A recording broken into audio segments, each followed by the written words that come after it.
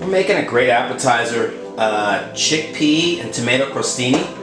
I've got chickpeas or garbanzo beans, about an 8-ounce cup, an 8-ounce can, which is basically a cup.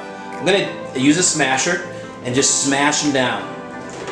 You can do this in a food processor, but you get a little more of a little bit of a workout doing this, like smashing it up.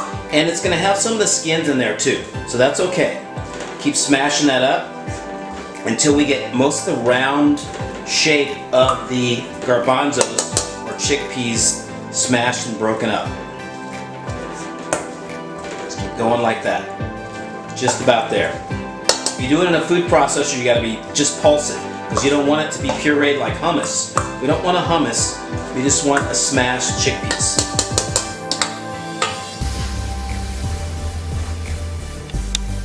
So we can see how that is basically matched up, right? A little of them hold still, but most of them smashed up. You have the skins on the outside, that's gonna be fine. Next we're gonna dice up some tomato, cut it in half. Vine ripe's good, heirloom's good. You could use the plums or aromas, but you want a juicy tomato on this, and of course with summertime, that's not gonna be a problem. I cut it in half, and then what I'm gonna do is take my slices and go down and lay them flat. That way my slices are laid flat.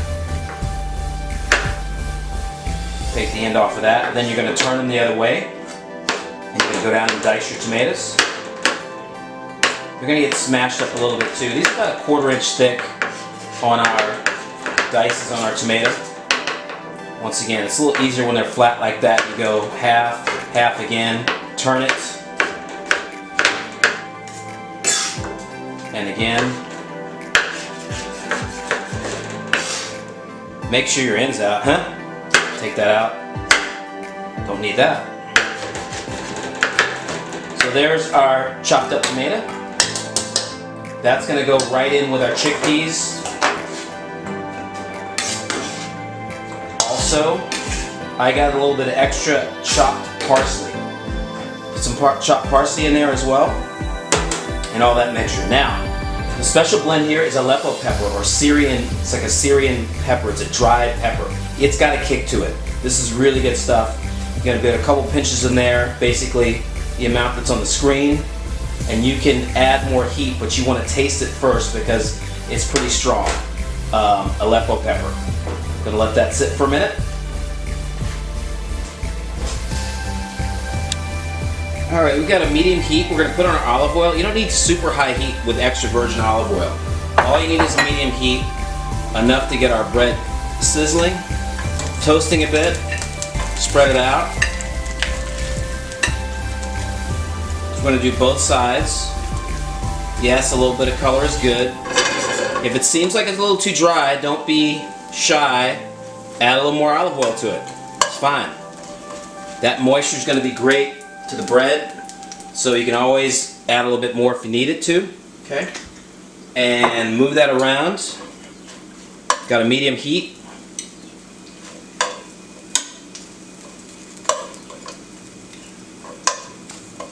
This is a little better than actually toasting in the oven, because in the oven sometimes it gets too dry, and I like doing this kind of a pan fry instead. Gives it that moisture. Even after it dries out, it's good. Light golden brown. Alright, we got our nice light golden brown color, and we are all set.